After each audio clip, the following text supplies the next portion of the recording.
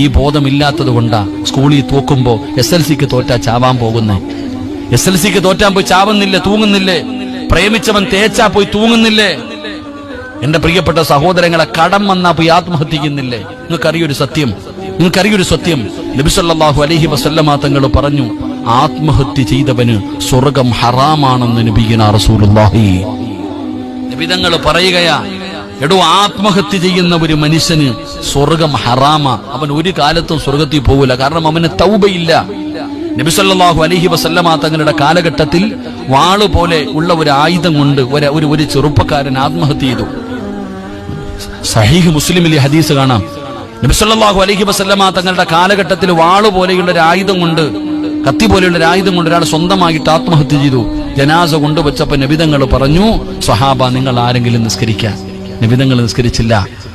അള്ളാഹുവിന്റെ പ്രവാചകൻ സല്ലല്ലാഹു അലൈഹി വസല്ലമ തങ്ങൾ പറഞ്ഞു, നിങ്ങൾ ആരെങ്കിലും നിസ്കരിക്കാൻ?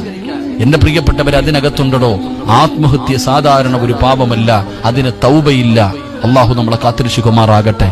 ഏത് പ്രതിസന്ധിയിലും നമ്മൾ അള്ളാഹുവിൽ പരമേൽപ്പിക്കണം. എന്തിനാ പേടിക്കുന്നേ? അള്ളണ്ടല്ലോ, ഒരു കയറ്റം കഴിഞ്ഞാൽ ഒരിറക്കം വരും. ഇന്ന മാൽ ഉസ്രി യുസ്റ, ഒരു കയറ്റം കഴിഞ്ഞാൽ ഒരിറക്കം വരും. ഒരു പ്രയാസം വന്നാൽ അതിന് പുറകിൽ സന്തോഷം അള്ളാഹു തരും. ഒരു ദുഃഖത്തിന്റെ പുറകിൽ സന്തോഷമുണ്ട്.